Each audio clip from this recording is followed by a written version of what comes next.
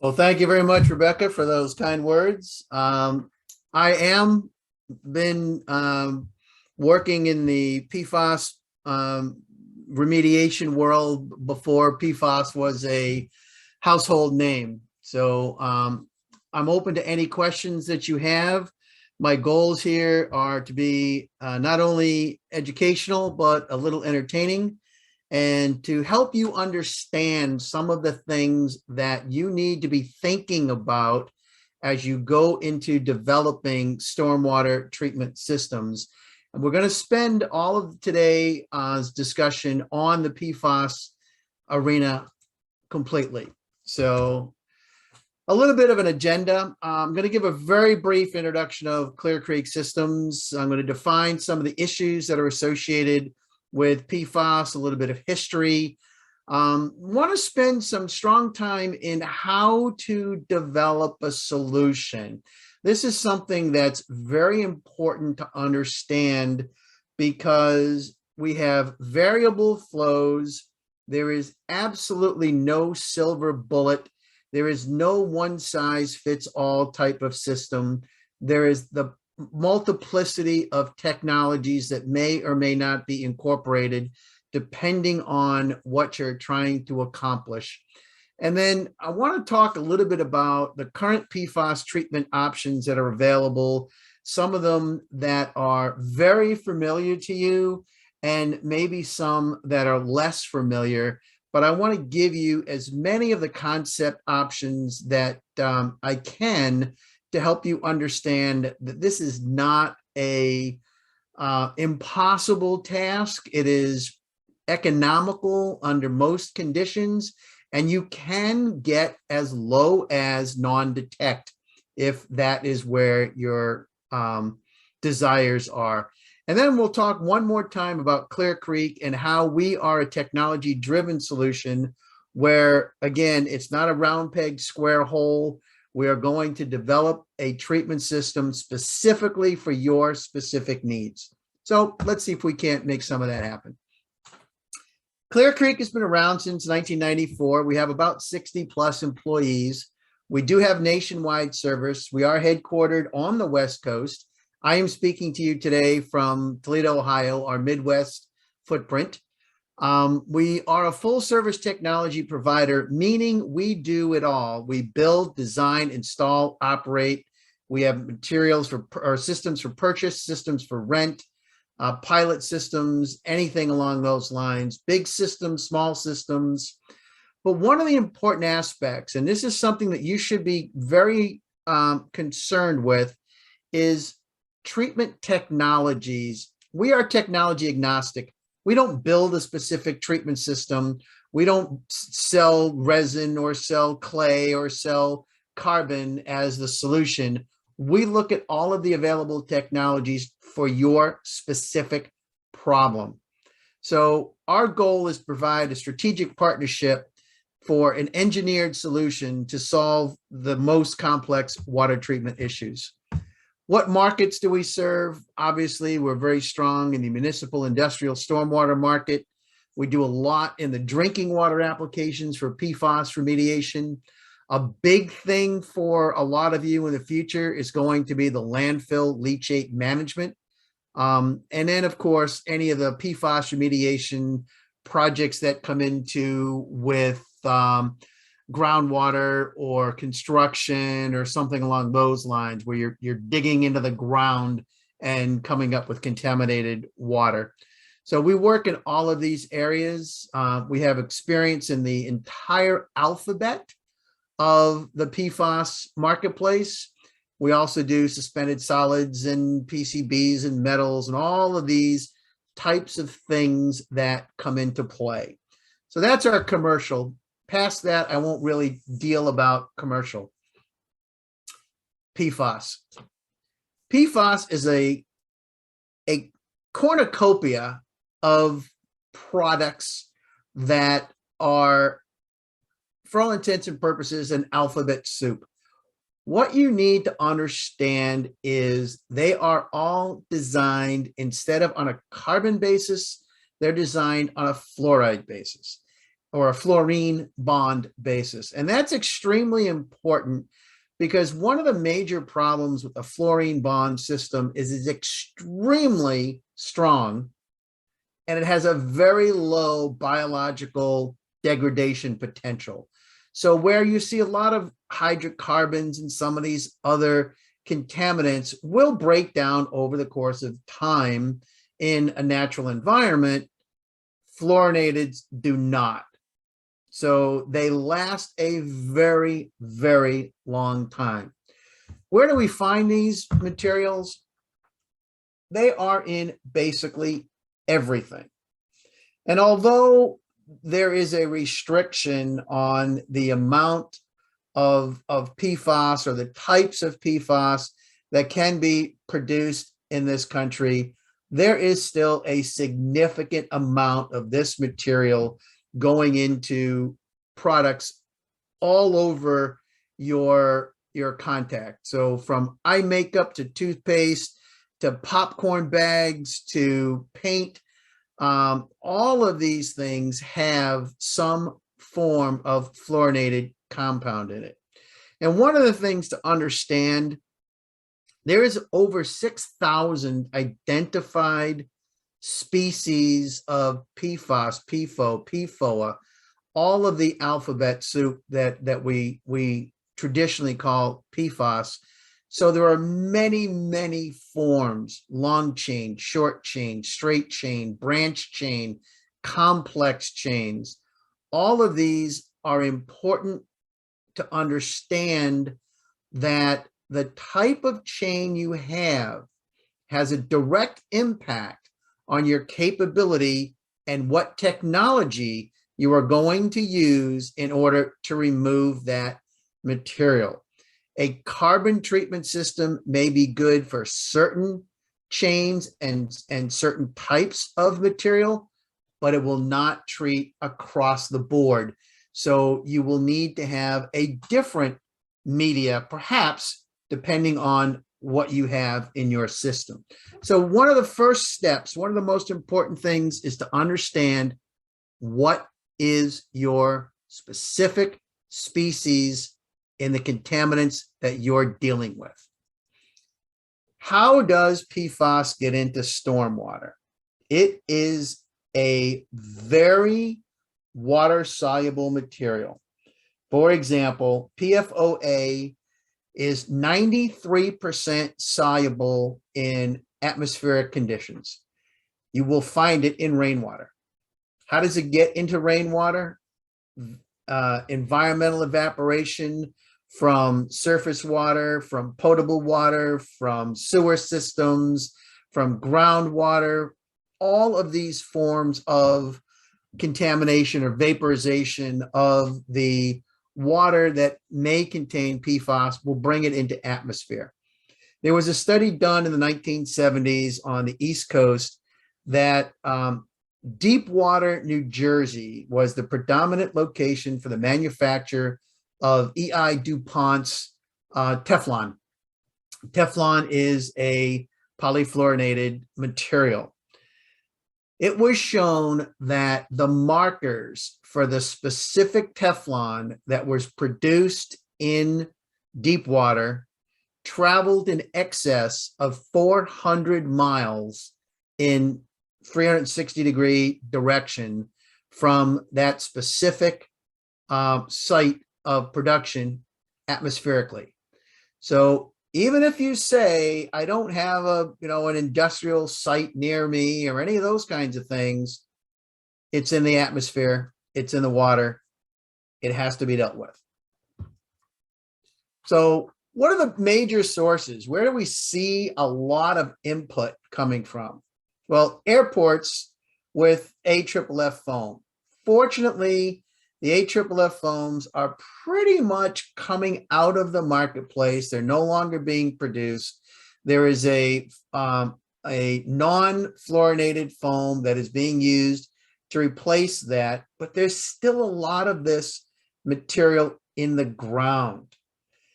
Airports are notorious, whether they're military, Navy, Army, Air Force, or municipal city, state, or local airport systems, they had firefighting practices for their location, and they put a significant amount of AFFF on the ground. So that's probably our most dense source of this material. Industrial applications, we see a lot of PFAS in surfactant materials, in anti-foam materials. We see it in lubricants. All of these types of things that are in industrial applications may contain a fluorinated compound. So if you're dealing with leather manufacturers who are creating a waterproof leather material, there's PFAS in that waterproofing material. Wood manufacturers who are creating wood that has resistance to water, again, PFAS is used in that application. Big ones are the chrome platers. I know here in the Midwest, we have a lot of chrome platers. I'm sure somewhere on the West Coast, there are a lot of the chrome platers. Landfill leachates, predominantly because there's a tremendous amount of different volumes of materials that went into the landfills. And therefore, with uncontrolled landfill completion or entry, a lot of the PFAS is released into that landfill leachate system. Groundwater runoff, water, rain that hits a roof that may be a tarred roof or maybe an industrial application roof over an industrial manufacturing plant. That roof may have PFAS on it. When it rains, it gets washed down into that drain pipe. Many of the drain pipes are not treated, so to say. It goes onto the ground. From the ground, it goes into the sewer system. There's a contamination. Biosolids, waste manufacturers or guys that are using biology for the production of sludges and things along that line. And when these sludges are applied to the land for continuation of fertilizers and things along that line, again, some of that can result in PFAS contamination. So there's a lot of ways it gets into the system. This is just a very quick example of the green line shows you PFAS in stormwater runoff. And you can see that that is pretty high, above the EPA drinking water advisory level. And PFOA is also found in stormwater runoff.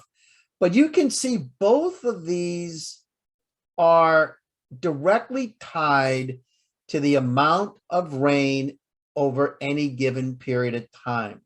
So there is a direct correlation that during storm season, you will see more of this material coming off the roofs and the ground and leaching into streams, etc., as rain comes down. And I know in California, you guys are getting into that precipitation season. This is the time to start thinking about, what do I have to deal with to start looking at treating for PFAS runoff. So PFAS, we talked a little bit about it. It's very highly water soluble. It's very easily transported. And rainwater is a very significant source. But in your treatment decisions, it's a highly variable flow with rainwater. So you have to be thinking about, do I build a system that handles the water during rain events?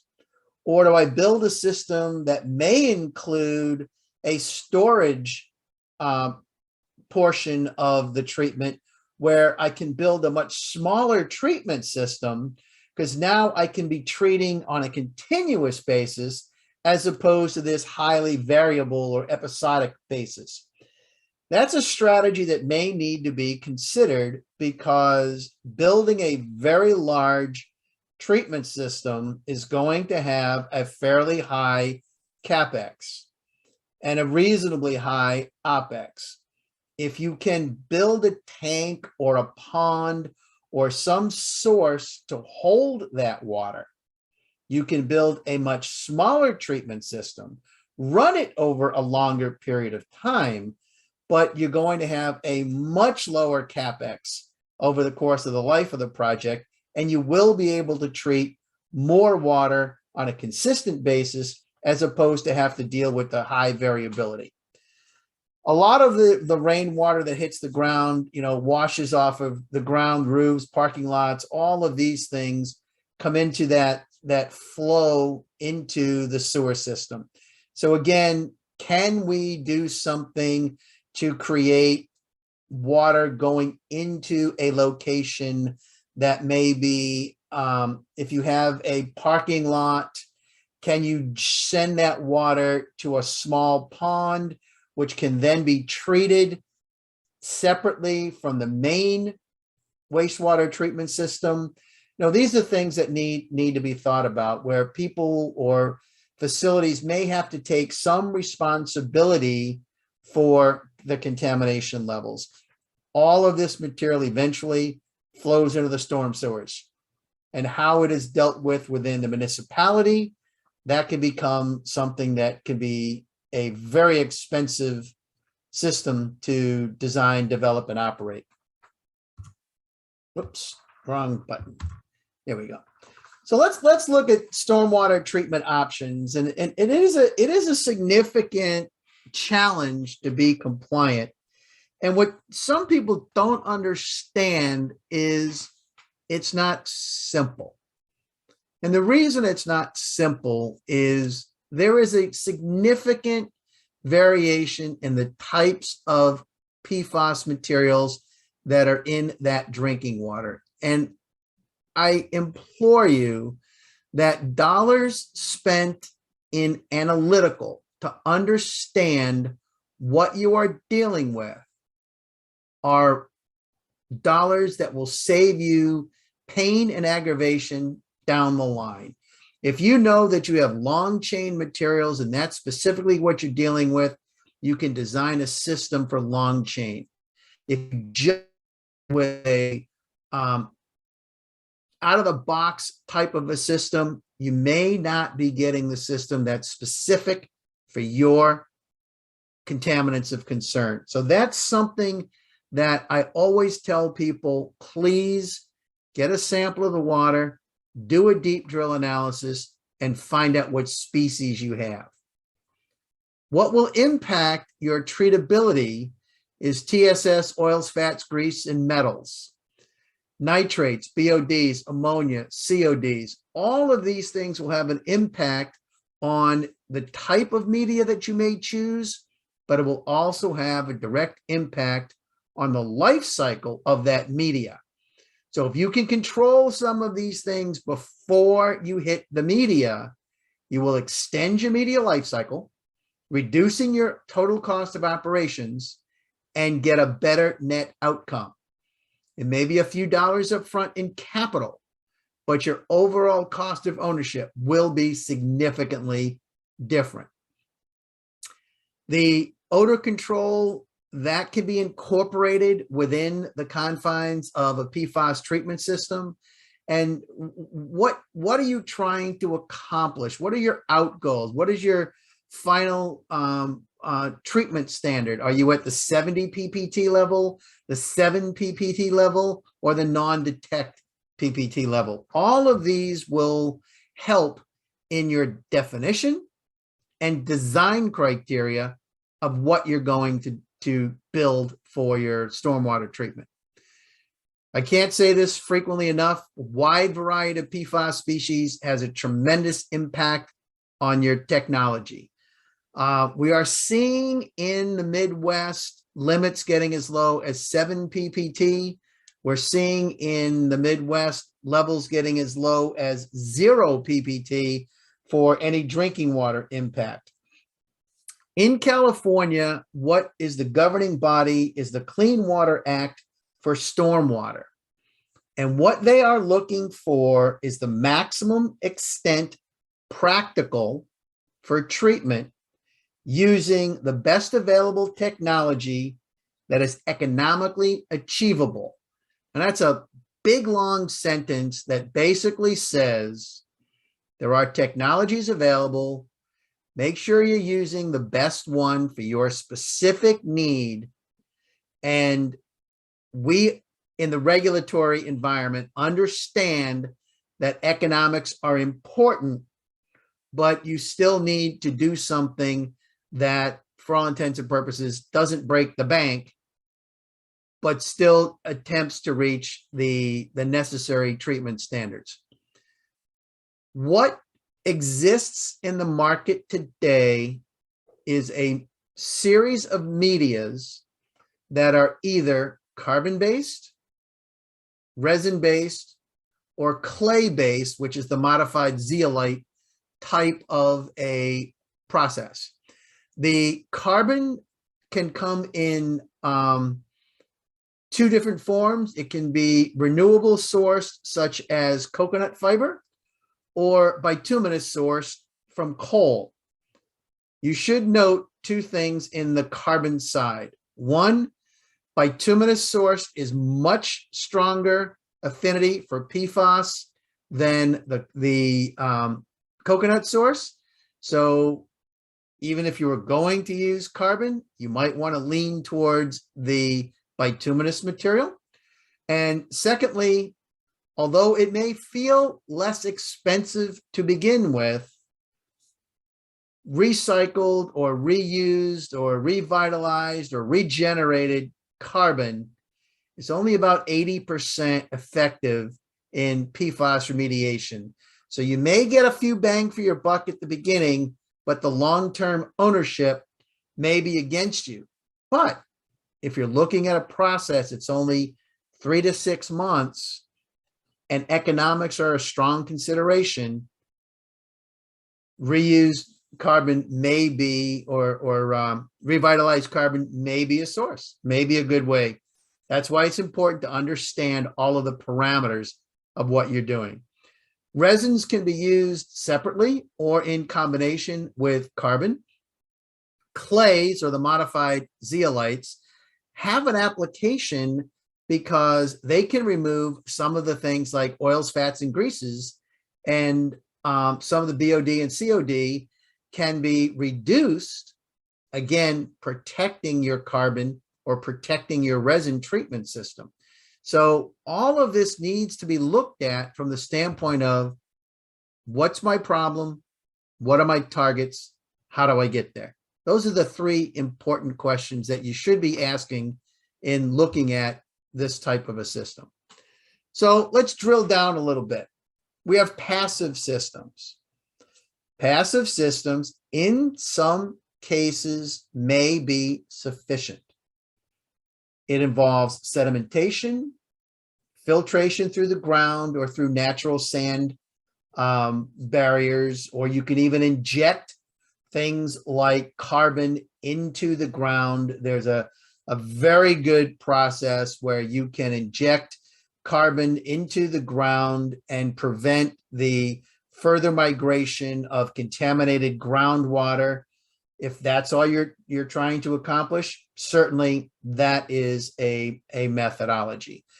Biodegradation is something that is still being experimented on. They're still looking for the right microbes to do something. It will take out, the hydrocarbons and some of those other things, but it really doesn't have a significant impact on PFAS.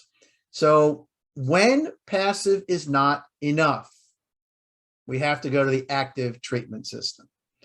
And with an active treatment system, we tend to look at 3 or 4 steps depending on your contaminants of concern, your flow rate, and what you're trying to accomplish.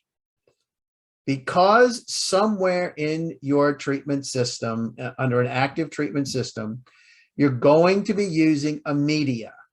and we'll talk a little bit about medias in a few moments, because you're going to be using a media, you want to protect that media.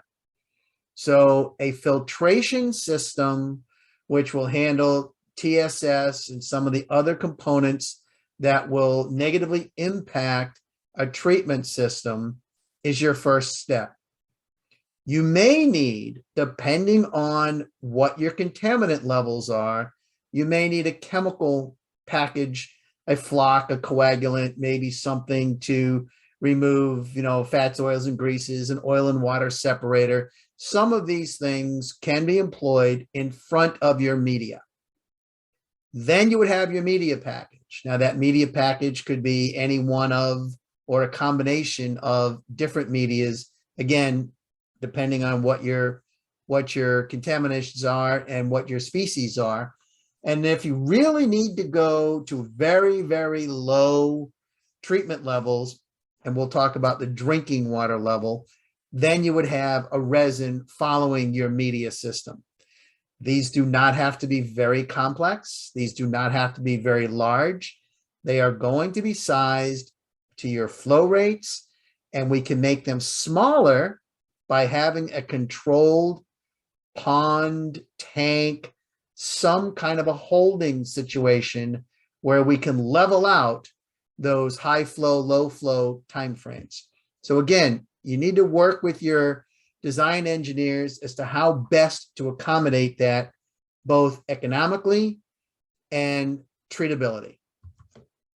Let's go down a little bit deeper now. So filtration, we said that you really need to have filtration. You can start with a cartridge filter type system, a bag filter type system, or a sand filter type system. These are designed specifically to pull out TSS, the total suspended solids, which can significantly damage your media life cycle. You can do multimedia systems where you can have different different media within the package that may not only take out particulates, but there are media cartridge filter systems that have PFAS removal capability. But hold that thought for a minute, because one of the most important aspects in removing PFAS from water is empty bed contact time. And what that is the amount of time the water laden with PFAS is in contact with the media. If you're looking at carbon, that empty bed contact time is around 15 minutes. So if you're taking a cartridge filter and putting it on a downspout, you are most likely taking out a lot of the solids and some of the other contaminants that may be in that water, but you're probably having a very low impact on the amount of PFAS that's in that water, simply because the amount of time the water and carbon remain in contact may be insufficient to meet that empty bed contact time. After filtration, we may look at chemically enhanced filtrations. We may look at a coagulant or a flocculant that might be added to improve the TSS. So if you've got clays or silts or very small particle size, you may have to enhance that filtration system. And this is where polymers, flocculants, coagulants can come into play. pH adjustment can be employed if you're dealing with metals or other solubles that could be, you can disrupt the solubility by increasing the pH, allowing some of that soluble material to come out. Again, how do you make these decisions? The analytical of the water prior to the design of the system will help you make these decisions effectively. So as I said earlier, $1 spent in analytical before you build something could save you $10 in that build. Let's talk a little bit about the medias. Everyone knows about carbon. Carbon is the workhorse for PFAS technology. But again, you need to know what you have in your system. It likes certain chain lengths. It doesn't like other chain links. It doesn't like branched materials. The next material is an organoclay, and this is a naturally occurring substance. It's a bentonite or a zeolite, depending on the sourcing of the material. This is a clay that has been treated with a surfactant material, a surface active agent, to accommodate or to open the active sites within the clay that allows the material to bond through adsorption to the surface of the organoclay particles, holding that material in a one-way bond so you're not giving it up. In some cases, carbon can give up non-preferential PFAS species for preferential species. So if you've got a bunch of short chain materials coming in and then a medium chain material comes in, it likes the medium chain material. It may let the short chain material go free in preference to the medium chain material. Therefore, you've had PFAS passing through your carbon.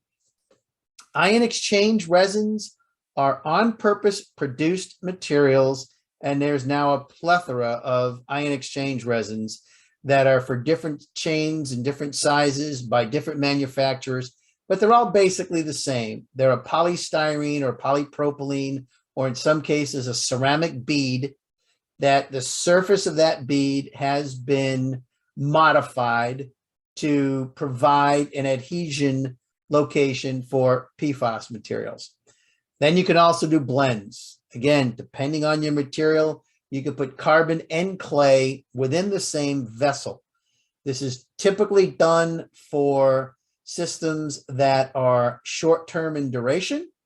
Longer-term duration systems, you might have the organoclay in a separate vessel, and you might follow that up with carbon. So again, knowing what you're looking for, knowing what your outcome desired is, will determine your treatment systems. If you have to treat for metals, and in some cases, I know the ports, their rainwater can be contaminated with many, many different things. We have resins and iron, zero valent iron can be employed for certain things like selenium and arsenic and mercury. Activated alumina, you can get really sexy and go to the electrocoagulation scenario, and you can go to the top of the box and go to reverse osmosis and get water that's so pure that it may be too clean and it doesn't pass the dirofilaria or the minnows living in the water. So you can get to levels that are way above what you need. But again, these are all things that may or may not be necessary, but you need to know that there is a significant amount of technology available for you to accomplish your goals. So what's the approach? I think I've said it at least once. Understand the current treatment system that you have, if any, what types of material that you are trying to remove, and understand your effluent goals. These three things should be done before you spend $1 on system design. This will help you define the overall objective of the project: long-term, short-term, high flow, low flow, consistent flow. All of these will have an impact on the design of the system. Once you have this information, you can determine the parameters of the project. You can begin to understand your needs and the requirements to bring those needs to the table. It's important that whoever you are working with, you discuss the positives, the negatives, the risks, how to mitigate those risks, because these are dollars that you're going to spend that can be expensive.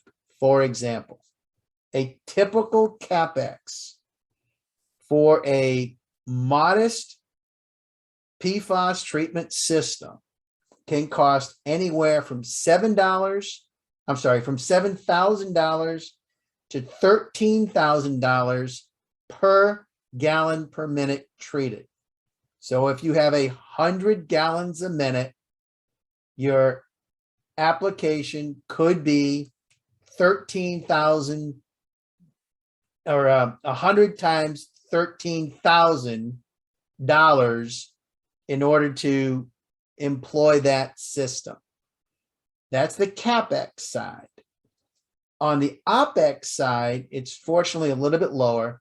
It's between $2,000 to $4,000 per gallon per minute. So you can utilize these numbers as a rule of thumb, but if you're working with the right environmental engineering company or system designer, you can start to narrow those numbers down based on your specific needs. So again, capital dollars can be high, op dollars can be controlled by how you define the system design. More often than not, the system is a modular system design, which if you have a treatment system in place today, but it is not sufficient for PFAS remediation, you can just button this on to the back of the current system that you have. So if you're already treating for pH, if you're already treating for TSS, if you already got some kind of a filtration or other system in place, you don't need to redo all of that.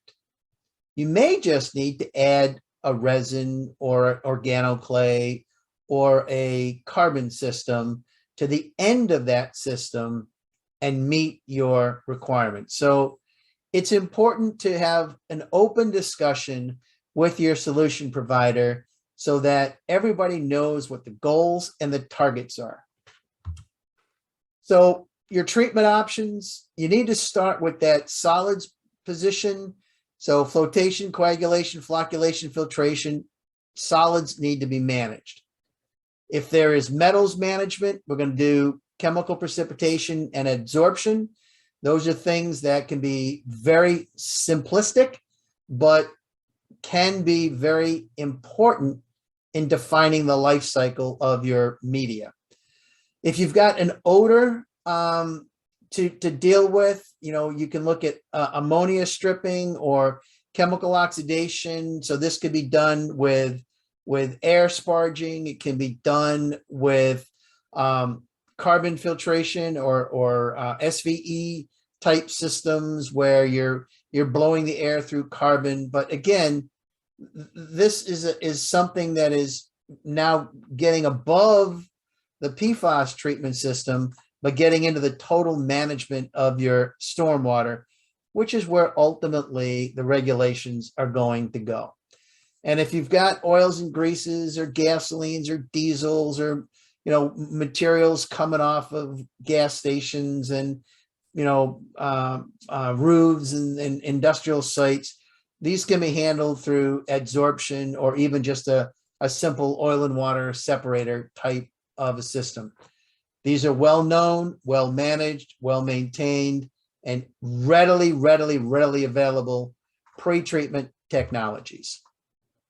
Getting down into the PFAS management portion, we talked about carbon, multiple types of sources, well-defined, significant history, but doesn't remove everything.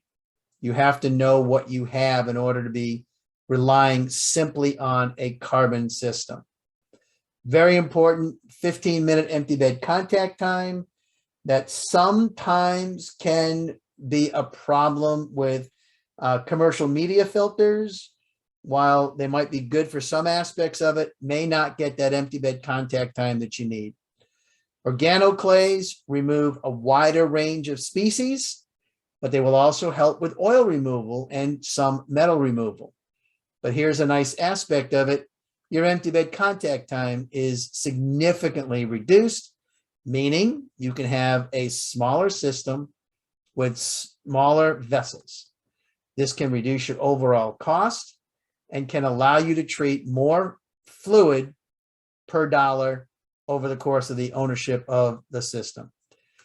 Resins for stormwater typically is used as a polishing step when you really want to get to that very low, 2 ppt non-detect, which is the 2 ppt level. Mostly we see that in the drinking water application, but again, a significant reduction in empty bed contact time down to 2.5 minutes, much smaller system, nice polishing unit if you need it. But again, well-defined, readily available, easily maintained. This is a modular system. These are the types of things that you might add to the back of a treatment system. What you're looking at there is capable of handling up to 500 gallons per minute on a continuous flow basis, 24 hours a day, 7 days a week, 365 days a year. Water can be pushed through. This is a resin bed system, and it is simple to install, has a relatively low cost overall. You can scale it to the flow rate, so you can either add another vessel, you can add a bigger vessel. All of these things can be done because it's extremely modular. So that's a very typical design that can be buttoned onto the back of something that you've already got. The last commercial portion for us, Clear Creek Systems designs systems that are specific for your application. They're customized, fabricated, self-contained systems. We can put them inside a building. We could put them in a Connex box type of a system. They could be permanent. They could be temporary, whatever your specific needs are. They could even be mobile, put them on the back of a tractor trailer and move them around from site to site if they need to be done. Our people have experience in installation, operation, maintenance. We can upgrade your current system. We can evaluate your current system. We can button on something to the back of your current system. All of these things are available for options and discussions. Typical systems, you have a filtration pod. You will always look at a lead lag type of technology installation, whether it's GAC or clay or carbon or resin or anything. You always want to have a lead lag because the lead vessel is going to do the predominant work and the lag vessel is going to be your polishing vessel. So when you do have to do a change out due to breakthrough, you're only going to be changing out the lead vessel. This allows you to have a much longer life cycle for your media and keeps your overall costs down. This is a Organoclay GAC system. This is a little bit more complex type of a system. You might see something like this at a port or in an industrial application where you're dealing with a lot of different contaminants within the water stream. This is a GAC resin system where you're really getting down to these very low levels of treatment. What we're showing here is the resin volume is significantly lower than the GAC volume. It's about 1/3 as much volume. Again, by design, we look at making these systems applicable to your specific requirements. This is a temporary system that was installed at a location where all of that water is stormwater that ultimately is pumped up through a dewatering system, whether it's a deep well or a well point or a sluice up, but all of that goes through those little round pods there are your filtration system. Yet big blue one there is your settling system. So, you know, this is very modular, very small, but temporary. Contact information for the PFAS group is myself. I'm here in Toledo, Ohio, and Brendan Coyne is a colleague of mine who's in California. Please feel free to contact me directly or Brendan directly. We work together very well on looking at specific needs. And we hope this was a little bit of education. You got a little something out of it and perhaps learned something. So if there are any questions, I've got the chat board open. Please let me know and we'll go from there. But thank you for your attention and your time this afternoon. Thank you so much, Phil. This was awesome. Yeah, if you have any questions, you can either unmute yourself and ask, or you can put in the chat. We got a couple more minutes left, so feel free to ask any questions. And while you're submitting those, we have one more workshop today at 3:30. It is with Endemic Environmental. We're going to be talking about some biology stuff in the fields with construction sites. So be sure and tune in on that. And then we have a whole bunch of workshops on Thursday and Friday. You can find the whole list of that on our website, same place where you join this meeting.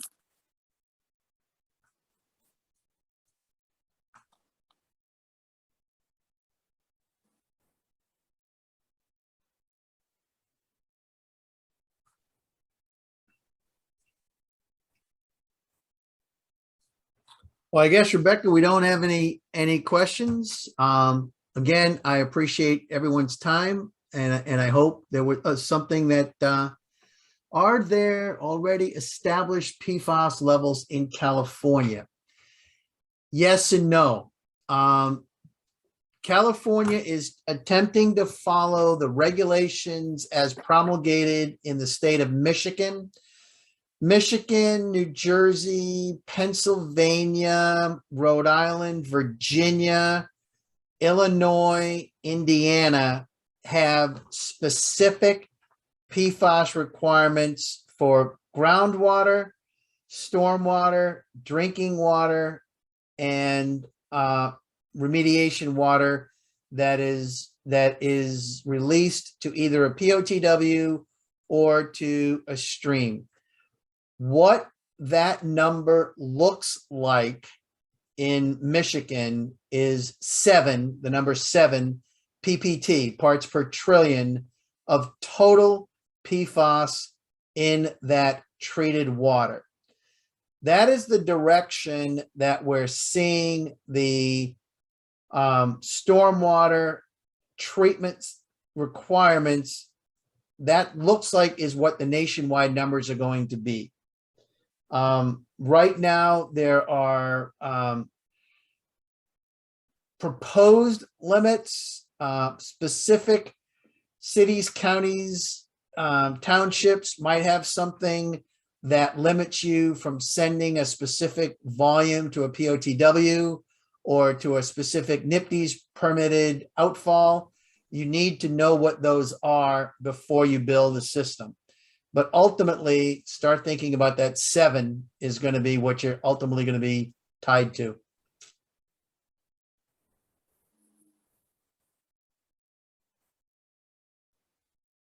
Perfect. Well, I'm going to go ahead and end the meeting, but thank you all so much for attending. Thank you, Phil, for presenting. This has been awesome.